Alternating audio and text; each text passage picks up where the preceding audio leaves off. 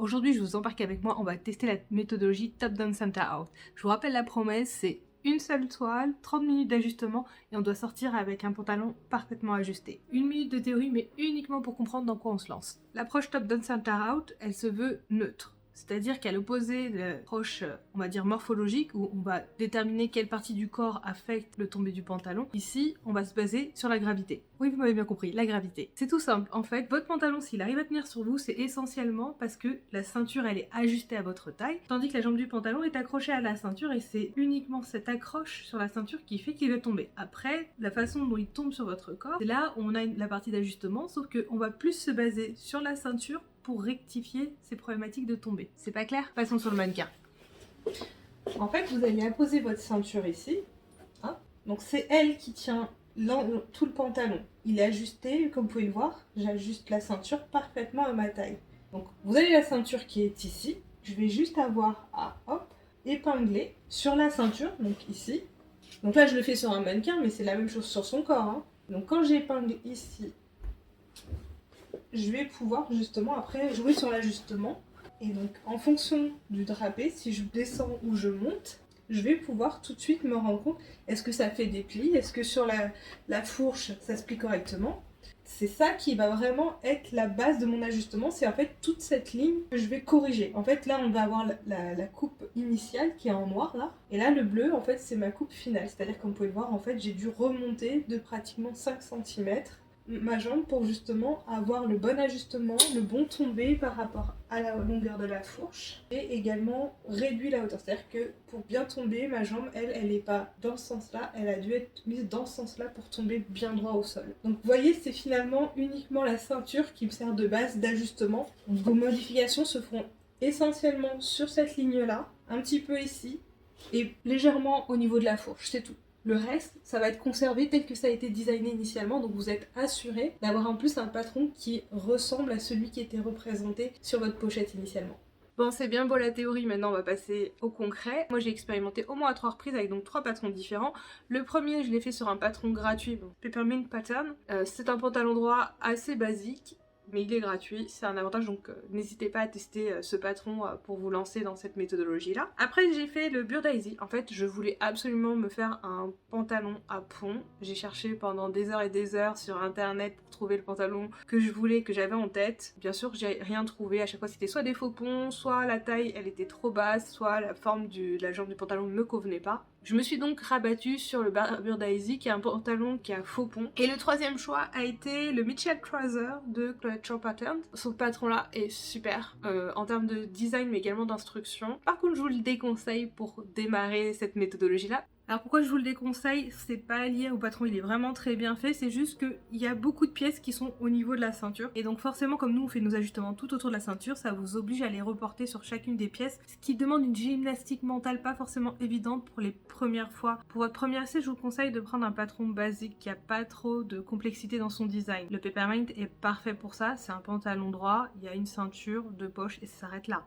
Si vous tombez sur un patron où il n'y a pas de ceinture, a priori il y aura une parmenture, ça peut fonctionner également. En fait, à l'inverse de la ceinture, vous allez épingler la jambe de pantalon en bas de la ceinture, pour la parmenture vous épinglez en haut. Donc ça change pas grand chose en soi pour vos ajustements. Et d'ailleurs, le Mitchell Trouser, c'est une parmenture, donc on verra ensemble justement dans cet exemple comment ça fonctionne avec la parmenture. Je démarre déjà en analysant le design. Je vous rappelle, la méthodologie, son objectif principal, c'est de conserver le design initial malgré nos ajustements. Donc il faut commencer par regarder à quoi ressemble le patron, voir notamment où sont les aisances, où se positionne la fourche du pantalon par rapport au corps de la personne. Donc pour ça, je vais m'appuyer sur différentes sources. Déjà, l'image du patron, mais également je peux aller voir sur Instagram et toutes les autres sources disponibles en images sur internet pour pouvoir voir de côté et de dos également. N'hésitez pas non plus à regarder le tableau des mesures du vêtement fini et à le comparer par rapport aux mensurations de la même taille. Ça vous donnera une indication en termes d'aisance. Et de toutes ces informations, il faudra les conserver dans le coin de votre tête parce que vous allez les voir au moment de l'ajustement, on devra s'y référer. Donc une fois que vous avez collecté toutes ces informations, on va passer sur la ceinture. Vous allez donc récupérer les pièces de la ceinture sur le patron, les décalquer et les recouper dans votre toile. Et vous allez tout simplement la coudre et l'ajuster sur vous. C'est l'étape essentielle pour faire l'ajustement, donc il ne faut pas la bypasser. Vous prenez le temps de bien l'ajuster. Il y a 2 types de ceintures possibles. Soit vous faites une ceinture droite, soit vous faites une ceinture contour, c'est-à-dire qui prend le galbe de votre taille. Moi en général je prends ce dernier cas pour la simple raison que j'ai les reins creux. Si je porte une ceinture droite, c'est évident que ça finit par bâiller dans le dos, c'est pas très joli, donc je fais toujours ceinture contour. Mais après c'est vraiment une question de morphologie et de préférence. La position de la ceinture va vraiment dépendre de vos préférences et là où elle se pose le plus naturellement possible. Même si sur le patron on vous indique que c'est taille haute mais finalement vous préférez la descendre 200 cm plus bas, libre à vous. L'essentiel c'est que 1. Vous soyez confortable et que 2. La ceinture se pose naturellement sur votre taille et ne bouge pas par la suite. Parce que quand vous allez enfiler le pantalon, c'est elle qui fait tout le job. Donc il faut que ce soit vraiment au meilleur endroit par rapport à vos préférences et à votre morphologie surtout. Donc n'hésitez pas, si par exemple comme moi vous avez le bassin rétroversé, vous allez probablement avoir la ceinture qui ne va pas être parallèle au sol, elle va plutôt suivre le mouvement du bassin pour qu'elle se cale naturellement.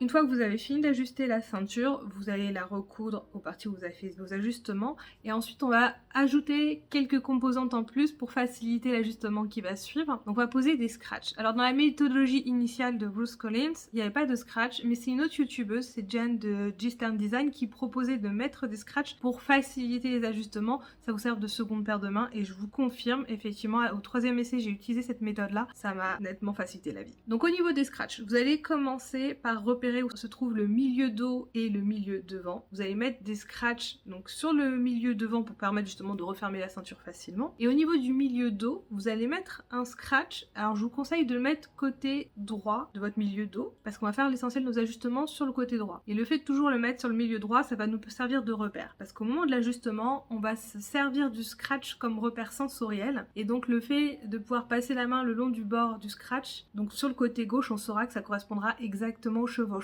avec le milieu dos. Donc c'est plus un repère sensoriel pour vous faciliter la vie au moment où on va devoir positionner la jambe dos du pantalon. Et ensuite on va poser également un scratch tout le long de la marge de couture de la ceinture. Si c'est une ceinture c'est en bas, si c'est une parmenture comme dans mon cas, ça va être en haut.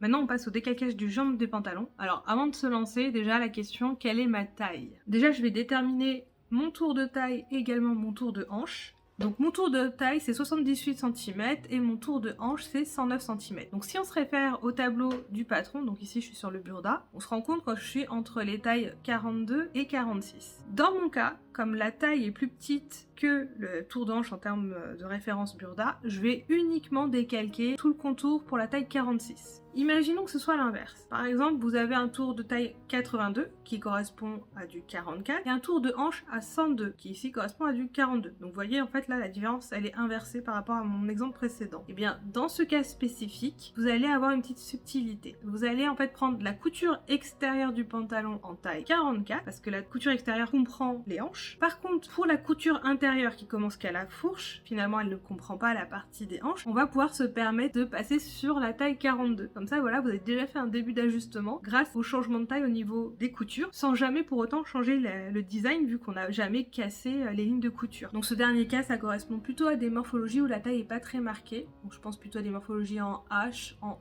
O et éventuellement les triangles inversés également. Donc attention, on s'emballe pas, on va pas tout de suite décalquer, il faut faire attention à rajouter les pièces annexes, je pense notamment aux poches. Donc on veut avoir qu'une seule pièce, hein. Les ajustements, on va pas s'amuser avec les poches. Donc ce que vous allez faire, vous allez récupérer la poche, vous allez la juste à poser sur la jambe avant, en faisant bien attention à faire chevaucher les encoches, et après on décalque tout autour en incluant donc cette poche en même temps. Donc maintenant que j'ai décalqué le patron, je vais rajouter toutes les marges d'ajustement, c'est-à-dire que je vais augmenter la marge déjà préexistante à certains endroits stratégiques pour me faciliter justement ces modifications. Donc pour la couture extérieure, et uniquement pour celle-ci, je vais rajouter 1,5 cm en plus des 1,5 déjà préexistants dans le patron. Donc on va se retrouver avec 3 cm sur les côtés, et là je vais même faire travailler le patron pour moi. Si je veux rajouter 1,5 cm, il suffit tout simplement que je décale de 2 tailles au-dessus pour avoir les 1,5 cm. Donc par exemple de 40, je vais passer à 44, et là ça me fait bien 1,5 cm en plus, donc c'est pratique. Donc j'ai juste à reporter cette deuxième ligne sur mon calque.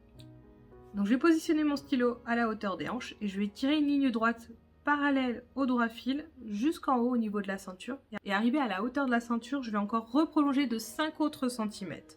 Je vais tracer une ligne perpendiculaire à cette ligne précédente et je referme le patron en prolongeant la ligne de la fourche jusqu'en haut, jusqu'à cette fameuse ligne perpendiculaire qu'on vient de tracer. Les lignes initiales du patron, donc ici c'est ma taille 46, je vais les passer en noir, tandis que toutes mes marges d'ajustement, je les laisse en rouge. Et pour toutes les modifications qui vont venir, donc pour la première version, ce sera en bleu, et s'il y a une deuxième version, ce sera en vert. Je conserve toujours ce code couleur d'un patron sur l'autre pour vraiment pouvoir suivre l'historique de chacune de mes modifications, et je peux vraiment m'en servir comme base de référence. Donc là, on a fini de décalquer le devant. Il nous reste à faire la même chose sur le dos. Et ensuite, on va pouvoir découper nos pièces dans la toile. Alors attention, contrairement à ce que vous avez l'habitude, vous ne découpez pas en miroir. Parce qu'en fait, nos ajustements, on le fait que sur une seule jambe. On n'a pas besoin d'avoir les deux jambes. Et c'est intentionnel. Parce qu'en n'ayant qu'une seule jambe, en fait, on ne va pas avoir de tension au niveau de la fourche. Ce qui nous permet de faire des ajustements de façon la plus neutre possible. Si comme vous êtes petite, je vous conseille de faire une diminution sur la longueur de la jambe. Parce qu'on va se baser sur le bas du pantalon pour déterminer le bon parallélisme par rapport au sol. Et donc il faut que celui-ci tombe juste au-dessus de la cheville pour nous servir de base visuelle. Alors que si c'est plus long, il va casser sur la cheville. Et donc votre base ne sera plus fiable et vous ne pourrez pas faire vos ajustements correctement. Alors vous inquiétez pas, non, on va pas aller à la pêche au moule, c'est juste le temps de l'ajustement qu'on fait ça. Après, sur la version finale, on va rajouter les longueurs manquantes et vous aurez votre pantalon comme il faut. Bon, je crois que c'est déjà pas mal pour ce soir. Ce que je vous propose, c'est qu'on se retrouve la semaine prochaine pour la suite. Et donc, ce qui vous laisse une semaine pour vous pour éventuellement trouver le patron si vous voulez expérimenter et faire l'ajustement en même temps que moi. D'ailleurs, n'hésitez pas à me dire dans les commentaires quel patron vous avez en tête. J'avoue, j'aurais bien besoin d'inspiration pour un 4e essai en fait. Et également, après avoir trouvé le patron, il vous faudra déterminer donc votre taille, décalquer les pièces du patron et rajouter toutes les marges d'ajustement. Et nous, la semaine prochaine, eh bien, on va coudre les pièces de la toile, faire nos ajustements, et on finira par l'essentiel, coudre le pantalon. En tout cas, j'espère que ça vous a donné envie d'expérimenter avec moi la semaine prochaine. Je vous fais des bisous, à plus!